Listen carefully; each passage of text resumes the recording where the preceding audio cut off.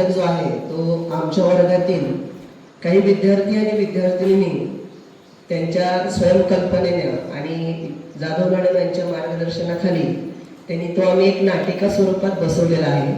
ते आता तुमच्या समोर सादर करणार आहेत. निसर्गातील ही अन्न साखळी कशा प्रकारे एकमेक घटकांवरती अवलंबून असते हेच आता आपल्याला या नाटिकेतून बघायचे. आज आपण आपल्या निसर्गातील अन्न साखळी समजून घेणार आहोत. हे अन्न साखळी नाटिकेच्या रूपात तुमच्या समोर घेऊन येत आहे. इयत्ता 5वी मधील विद्यार्थी आणि विद्यार्थिनी. मी आहे सूर्य. मी सर्व सृष्टींना प्रकाश व उष्णता देण्याचे काम करतो.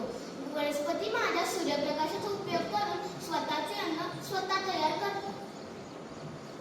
मी आहे वनस्पती. मी अन्नसाखळीतील उत्पादक आहे. मी अन्नसाखळीचा आधार आहे. मी पाणी व हवेतील कार्बन डायऑक्साईड वापरून प्रकाश संश्लेषण पद्धतीने स्वतःचे अन्न तयार करते. त्यामुळे माझेही पोषण होते. पर्यावरणातील अनेक प्राणी मला खातात. मी आहे नागतोडा. मी वनस्पतींना खाणार.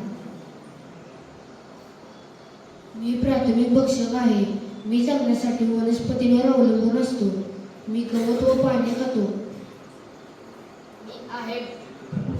मी आहे बेडूक. मी नागतोडा खाणार. मी द्वितीय भक्षक आहे. मी निसर्गातील कीटक तसंच नागतोडा खाणार. मी आहे साप. मी बेडूक खातो. मी तृतीय भक्षक आहे. मी आहे गरुड. मी सापाला खाणार. मी सर्वोच्च भक्षक आहे. मी ससे व छोटे प्राणी खातात. आम्ही मेलेले वनस्पती व प्राण्यांचे विघटन करून त्यांना मातीत मिसळतो. आम्ही पर्यावरण स्वच्छ ठेवतो. मात्रांची मांडी आहे. निसर्गाच्या सानिध्यात सर्व प्राणी